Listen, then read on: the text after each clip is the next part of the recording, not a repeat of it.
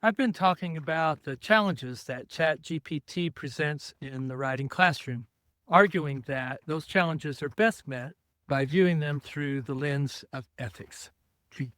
I think it's also worthwhile for us, along with our students, to consider exactly what it is that gets produced when we ask ChatGPT to compose. That is, if we feed it a prompt to generate a research-supported persuasive academic essay, what is it exactly that comes out the other end?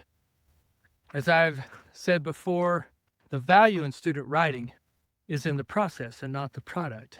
That is, student essays generally aren't of much value in terms of opening anyone's eyes, deepening understanding, advancing a discipline, and so forth. Rather, the value in student writing is in the way it gets students to work with sources, to organize their thinking, to think critically and creatively, to craft arguments, to make use of language in productive ways.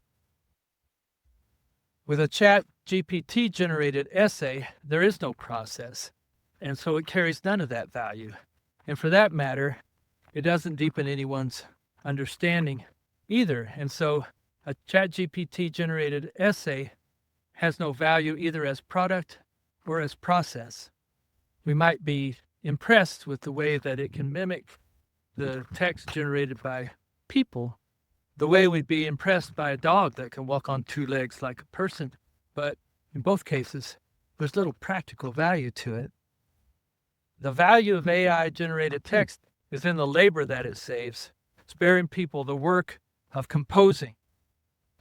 But, of course, in the writing classroom, the labor is the point. So why not let this tool spare us the labor? Why do we need the process?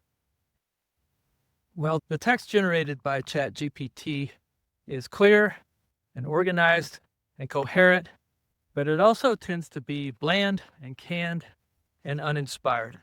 As one of my students said, it doesn't take any risks.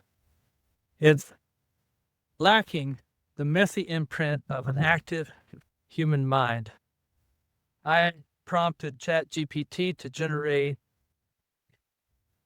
research-supported, persuasive academic essay around automated flight systems, the kind of essay that my students tend to produce. And what came out was entirely readable, very organized, flaw-free in terms of its surface features, but also completely lacking in the kind of self-invested grappling with ideas and perspectives that I look for in my students' work. There is in ChatGPT-generated text only a kind of seeming authenticity, only the appearance of thoughtfulness and sincerity, only a kind of pantomime of insight. And students can see this readily when they look at the text closely. So the AI generator is trained on what they call the large language model, which means that it's been fed tons and tons of human-produced prose.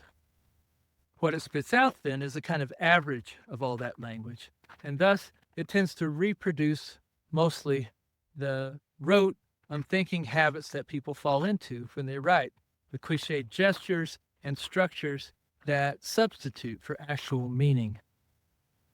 It's drawing upon an enormous corpus of existing texts, and it's making inferences based on brute statistics. And thus, it tends to mirror the most generic and most overused of our writing habits. Given this, then, ChatGPT may be of most use in teaching how not to write. Next time, I'll consider what could be some of the legitimate uses of ChatGPT in the writing classroom.